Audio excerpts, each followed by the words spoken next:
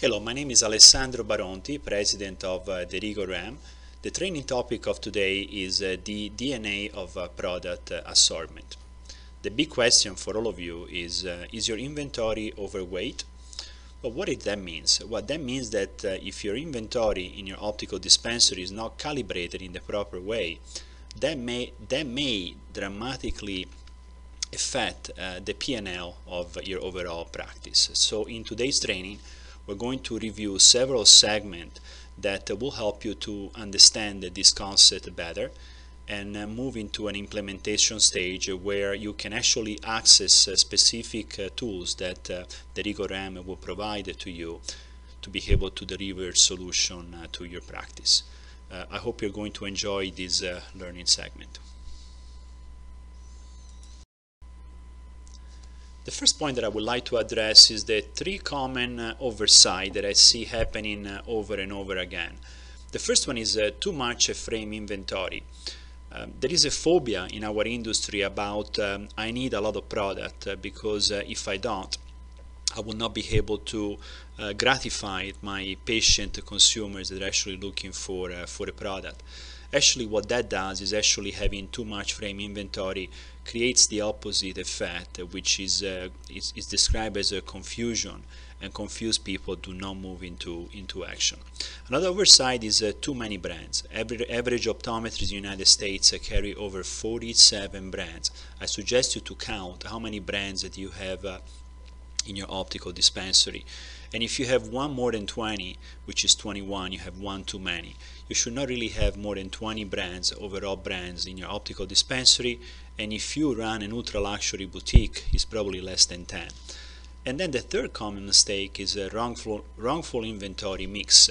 Sometimes we just wanna be, and what we cannot be a wannabe if the demographic cannot support that specific product mix. What that means is that I know that you would like to be an ultra luxury destination with all of these fancy expensive brand, but if you don't have the right consumer base that is actually seeking for this brand, now you have a wrongful inventory mix and you're actually creating a disconnect, and you're going to see that that may affect dramatically your capture rate. During this training, we're going to follow 4 specific steps to really be able to develop a very clear strategy. I'm going to walk you through demographic study and how to really take this information and move it into an application. We're going to go into assortment architecture, really be able to understand how to really put that picture together. We're going to move into a planogram design. Now we're putting together a plan. And then we're going to move into an assortment assessment. How do we assess the current inventory and how we actually implement all of the learning that we're taking away from this training segment. Demographic study. There are many apps and many Google tools that you can actually use to understand the demographic, to do geo-study of your specific area. I think it's important to first of all understand how spread you are actually reaching out in your specific practice in terms of reaching for patient base. So, and then that will determine the radio of a search that you're going to use to be able to understand the demographic. And maybe 1 mile, 3 miles, 5 miles, 10 miles, 25 miles of outreach. The app that I use is called Demographics. It is spelled as you see it over here in the slide. It gives you the opportunity to do a very thorough research about your area in terms of a full overview of the entire area, and then zoom in into actually race details, age detail, housing details, and actually income details. And over here you can actually see an example of California, Cupertino, and Santa Clara, the zip code 95014, population, housing units, and a pretty strong average household income of over $120,000 with a very good balance between females and male population at 50-50. And in this specific example, I did a search on a radius of 0.25 miles. So let's dig into this tool to really be able to understand how we can now apply this information that we just learned. Assortment architecture. So now that we look at the demographic tool, now let's also talk about the assortment architecture, and then we're going to look at how we can bring these two pieces of information together to move into an implementation phase. The assortment architecture guideline over here is actually dividing different type of product category in segmentation. And many of you are probably using price segment today in your practice, and it can also be definitely a way to do it. But this type of product segmentation, I think, is going to also help to connect the product to the type of consumers base. So we have lifestyles, we have fashion, we have kids, we have high profit margin, luxury product, ultra luxury, and value product. So the 40% of lifestyles is really a set rule to really be able to help you to understand on how to position a product in the right way. 40% lifestyles is really considered the base of business for any practice. The 5% in kids, it's also a good data, because you don't really need more than that unless you have a pediatric type of optometric practice, and then you will need to increase obviously the percentage of that. The 20% of fashion may vary, but it's a good rule to apply to probably, I would say, 99% of the practices, but that number may vary. And then obviously the high profit margin may vary based on the percentage of vision managed care that you have in your area, and also on the plans that you're actually accepting in relation to vision managed care. The other three variables, luxury, ultra luxury, and value, are really based on the actual spending power of your demographic in terms of patient consumers. That will determine on how you want to change this percentage of product segmentation in these three categories, where in some cases you may need a value frame, or in some cases you may need ultra luxury, or vice versa.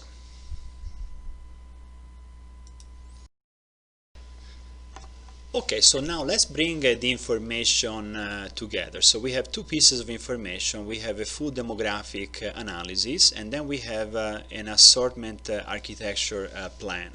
Now let's bring these two tools together. So what do we know now? We know that in this specific practice, we have a balanced patient consumers base, 50% male, 50% female.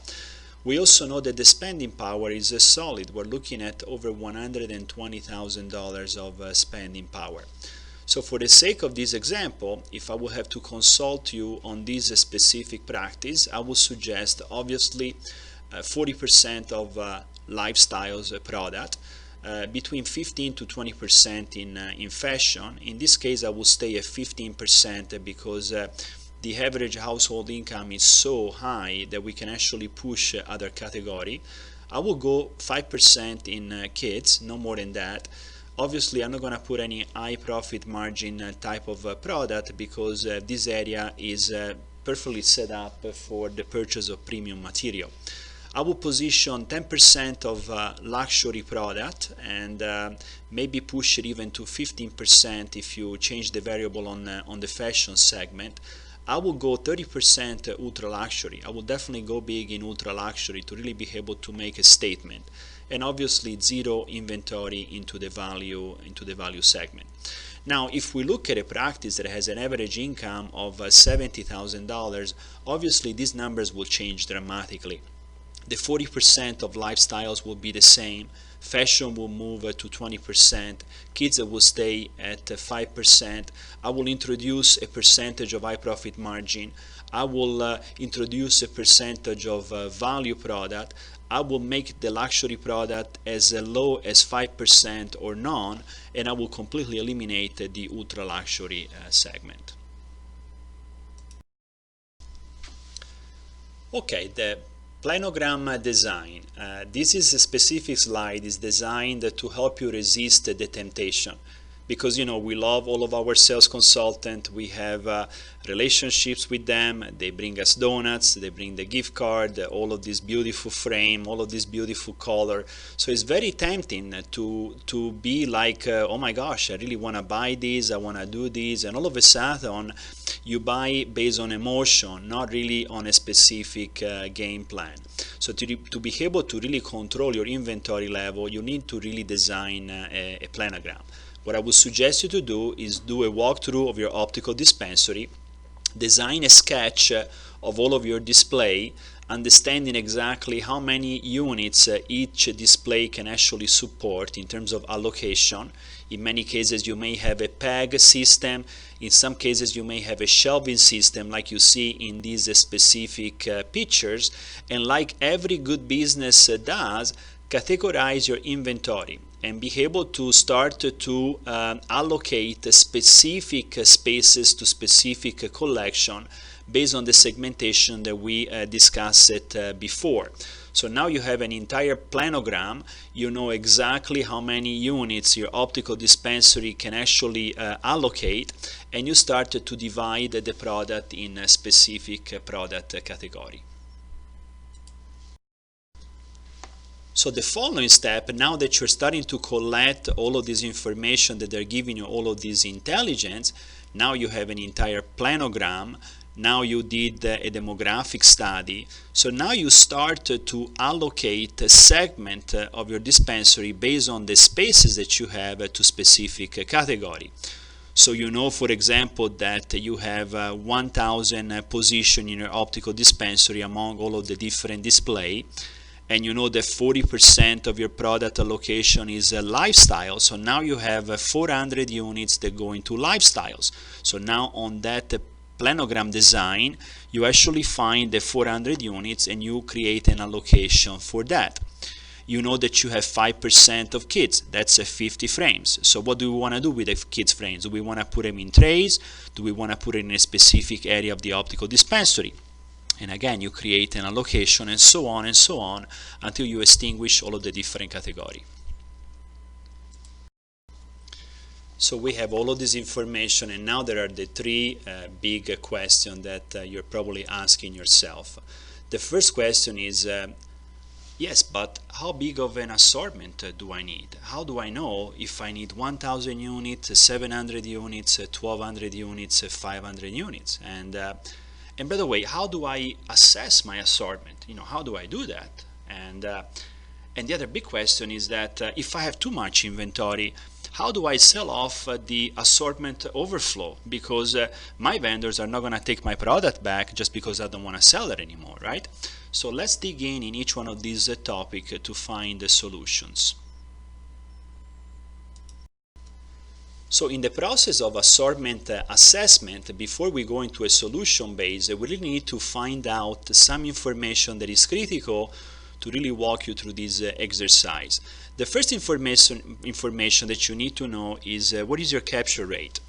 And average optometrists in the United States have an average capture rate of 65%. How many of you guys are taking this training today because you're trying to learn how to be or become average?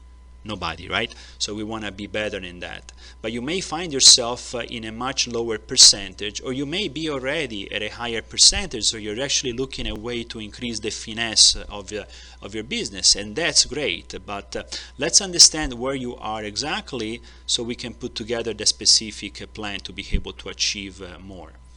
The second thing that we need to find out is what is the average time that elapses between patient eyewear purchase, and what is the frequency? Are your patients coming to see you on a regular basis?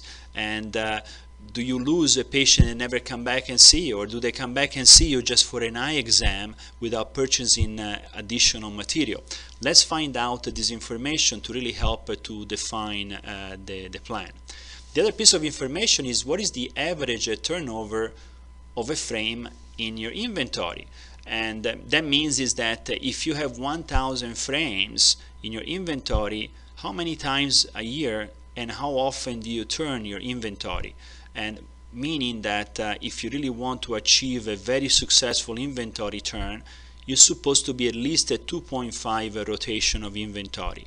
So if you have 1,000 frames, you need to sell at least in 1 year 2,500 frames. So this is pretty simple. If you don't sell 2,500 frames and you have 1,000, you have too much inventory. So we need to fine-tune the number of units that you have on hand. What is the average retail value of a frame sold in your practice? Why is this information important for you to know? Well, let me ask you a question. If 65–70% of your business today is driven by vision managed care, is it important for you to know the average price point of the frame that you're selling in your optical dispensary? Just frame, no lenses.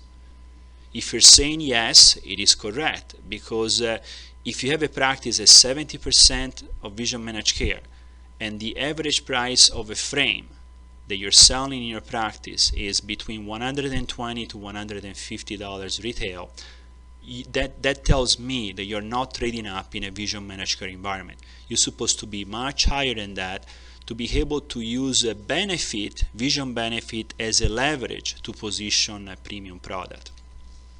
What is the numbers of frame selection that you have in your inventory? Remember the numbers that I gave you earlier during the presentation? 21 is one too many. Let's count how many brands you have in your practice today. I think you will be surprised. Know how many vendors, how many brands you actually carry in your practice. What is the percentage overall sales of plain and prescription sunglasses that you're actually selling today in your practice? Are you successful in really being able to sell outdoor wear or not? If you're not, most likely it's because you don't have enough sunglasses in your optical dispensary. So what is the right number of balance of optical versus sun? 25% of your inventory is supposed to be in sunglasses. Sunglasses designed to help you to sell prescription sunglasses, because you're not going to be able to sell a prescription sun unless you have a plain sunglasses in stock. So if you have 1,000 units in inventory, you will need 250 units of sunglasses. I'm not telling you to buy more sunglasses. I am suggesting to convert 25 units of optical that you have today in sun to enable you to be in the sunglasses game. What is the percentage of patients that buy more than one pair of eyeglasses? Do you have an effective strategy in selling multiple pairs?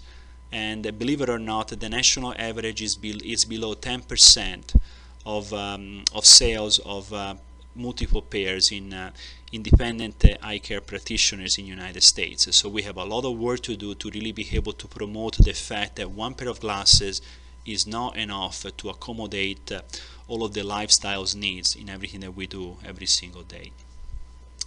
What is the inventory allocation for each collection? This is a very important piece of information that you need to know. What that means is that off of each brand that you carry in your optical dispensary, what is the allocation of every brand? Very important to have a specific allocation for every brand, because that helps you to maintain the inventory level at a specific consistent level without going overboard in the way that you buy. So you will never find yourself buying too much or buying too less, because you're always keeping the inventory at a certain level.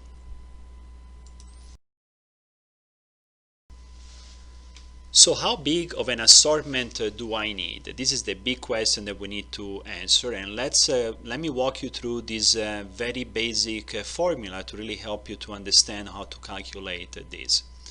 So the first piece of information that you need is divided in three different steps. You need to know your patient traffic, you need to know your capture rate, and you need to know the ideal assortment rotation. So the patient traffic is, what is the patient traffic? So let me walk you through that. And so let's say that your patient traffic is 3,000 patients. So let's say that your doctors are doing 2,500 eye exam and you have 500 walk-ins in 1 year. That would be 3,000 is patient traffic. Let's say that you have 0 walk-in and you're doing 3,000 eye exam. That's patient traffic. And so either way you slice it, is everybody that comes through your door, to your front door, and it's a recorded visit, counts as a net count for patient traffic. Capture rate, we said that 65% is the average of capture rate. Capture rate means every single patient that is coming to see you in your practice, they go through a comprehensive eye examination, and then they purchase materials off of that comprehensive eye examination.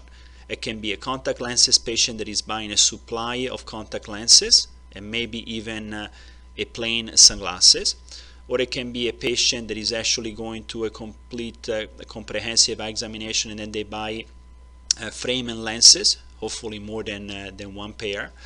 The only percentage that I will remove from that is a percentage that you want to allocate to medical routine visit follow-up. Some of you guys maybe be specialized in that and you want to take, let's say, 10%, 15% of your patient base away from the overall numbers to give you a full view of a capture rate, where you will only consider that specific patient on the first visit as a count for capture rate, and obviously will not include all of the follow-up visit. But let's use a 65% as a benchmark. You want to put that as the first target that you want to achieve. After you achieve the 65%, you can increase it by 5 points at a time, and I would suggest you to monitor this information on a quarterly basis. I work with practitioners today that they have a 95 and 92% capture rate. You definitely want to strive for that. What that means that now you actually view not only as a medical destination, but also as a shopping and service destination for all of your patient base. Ideal annual assortment rotation is 2.5. You want to rotate your inventory at least 2.5 times in 1 year, meaning that if you have 1,000 frames in inventory, as I stated before, you want to sell at least 2,500 units every single year. Now that we have all of this information, what are we doing? We're taking the 3,000 number, which is the patient traffic.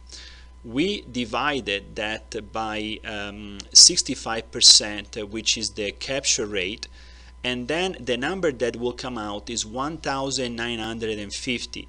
That means that off of all of the patients that are visiting your practice in 1 year, only 1,950 of them are actually buying material from you. And we divide that by 2.5, which is the ideal rotation of assortment. And what these numbers is going to tell you is that you don't need more than 800 frames in your optical dispensary to support this business model. As a matter of fact, it is 780 units. If you have one doctor working in your practice, or if you own your own practice and you are one doctor operation, most likely you're going to follow in this example, and that would be the numbers that you will need to pretty much stay true. If not, do the math and you will find out exactly how many frames you will need to run an effective practice. So I developed two different templates to really help you to assess the assortment. And these templates are available to you. Simply inquire about the templates with my management team and also our sales consultant. We will be more than happy to share the template, and also we will be more than happy to help you to do this exercise along with you if you may need assistance. This template is divided in different segments that I would like to walk you through before we go into the explanation. There is a product segmentation, and I'm using the terminology as a way to classify inventory. In this case, I'm going to focus, for the sake of the example, on 4 different type of segment: value, lifestyles, fashion, and luxury. Based on the demographic study, you may have more than 4 categories. Just add an additional category to the template. If you want to use MSRP price category instead of terminology, you can do $99 or less for the value, lifestyles between 100 to 149, fashion from 150 to 220, luxury 221 and plus. Usually ultra luxury is $400 and plus, just to give you a guideline. Then I created a segment for women's, optical and sun, where 75% is optical, 25% is sunglasses. And women should always have a 60% weight on your inventory, where men's it's a 40% weight, optical and sun, 75, 25 of course. And then the kids, we spoke about kids as a minor segment of your business, unless you're specialized in pediatric, optical and sun, 75, 25, overall percentage 5%. Now what I would suggest you to do is take this template, walk around your optical dispensary, and line by line physically position the line in every box where they belong. And based on the gender, and based on the product mix, and also based on either the category or product segmentation of the MSRP price point. What is going to happen is when you're done with this exercise, you're going to have an actual visual about the presence of your inventory. And this specific visual now is going to give you the opportunity to see specific segment of your business where you may be overcrowded, and specific segment where you don't have enough product. Ideally, you should not have more than 3 brands in every business bucket. As you can see, every square represents a business bucket. And look at this picture. Now, we determined, based on all of the study that we did, that we need to represent 4 categories of business. In this specific example, we have areas that were overcrowded, like the lifestyles in the women were very well balanced in the men's. We need more men's lines in the fashion segment. We're overbalanced in the women fashion segment. We can use another line in the luxury men's segment, and we can probably use at least another collection in the kids segment. This is just an example, but now you can see that this visual tool is actually now bringing information to life, and is going to actually help you to organize your inventory.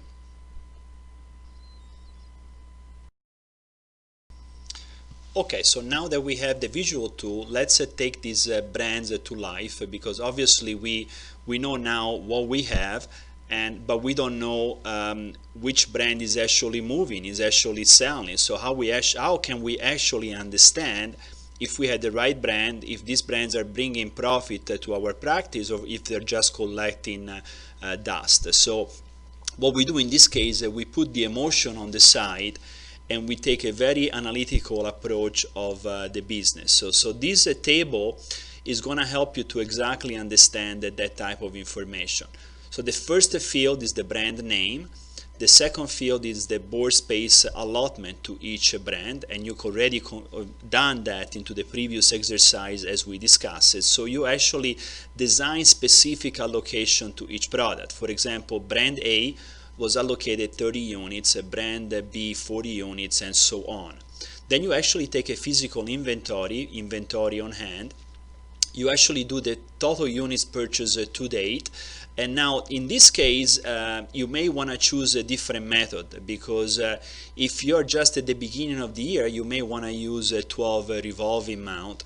If you're towards the end of the year, you may want to use the calendar year. So be sensitive to that, and be sensitive to the fact that, to be fair to a brand, you need to really analyze the rotation of the inventory at least after 1 year that the brand is been in inventory. And after you do that, you can do this exercise every 6 months to make sure that you have a proactive approach instead of reactive approach. So you put down how many units you purchase to date, or whatever criteria you use, and that will give you in the next table the inventory replenishment. That will tell you exactly how many frames you actually need to replenish. So if you are a buyer, now you know exactly, as you're sitting down with a sales consultant, how many units you can buy in that sitting based on the rule that you set. And the last table is actually going to spill out the annual turn rate of every single brand. As you can see in this table, off of 5 brands, there is actually not even one that is meeting the minimum annual inventory criteria of 2.5. The line that is doing better is a brand D that is meeting a 2 times annual rate trend rotation. So this table is already telling you that you can easily discontinue the brand A, brand B, brand E, you may want to consider keeping a brand C but keeping a close eye to it, and you probably want to keep a brand D because it's getting closer to the annual inventory type of allocation.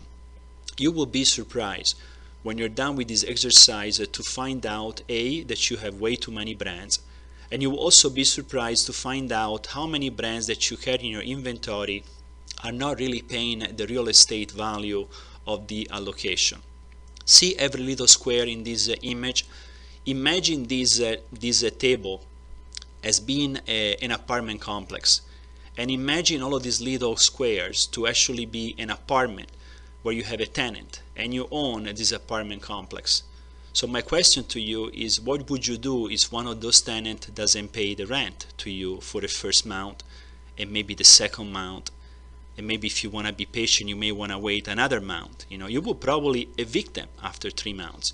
So the other question is that why are we not evicting inventory that is not producing profit for your practice? And this is going to be a very eye-opening exercise that is going to create that ha-ha type of factor, and is going to help you to remove the emotion and move into action just based on numbers.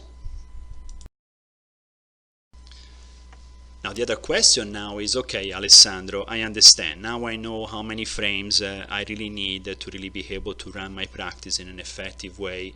Now I know how many brands I have and how many I should have, so I can actually start to discontinue some brands based on the annual inventory turn, which I learned by using the last table that we saw. But how do I do that? How do I sell off assortment overflow? And because my vendors are not just going to take a product back just because I'm going to tell them that your product doesn't sell. So how do I tackle this issue? So I'm going to give you some suggestions for you to follow.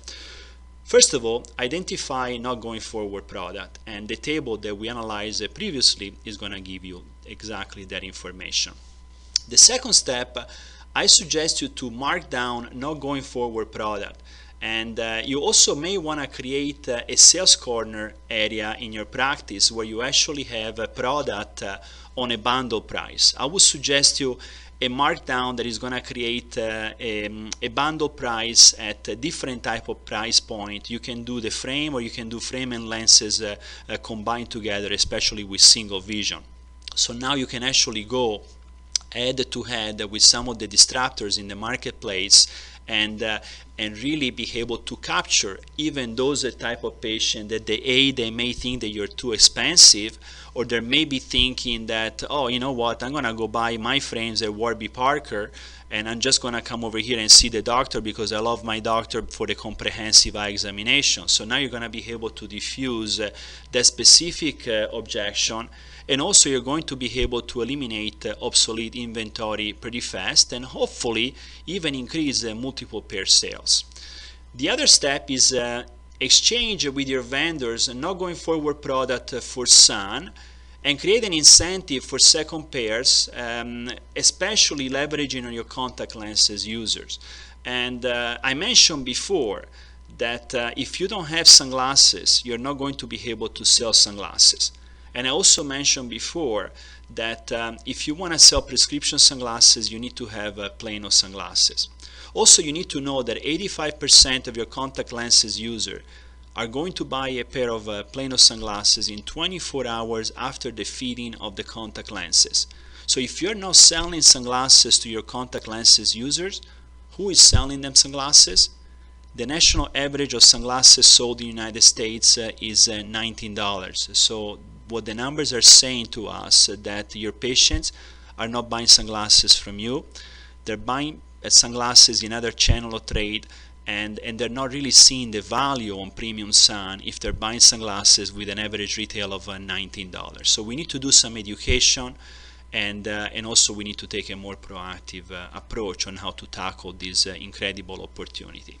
Step 4, you can also organize a local charity event and support your community, leveraging on social media and local PR support. it is a proven fact that especially millennial consumers have a tendency to support company and brands that are giving back to the society. So be or become that company in your area that is actually promoting this concept.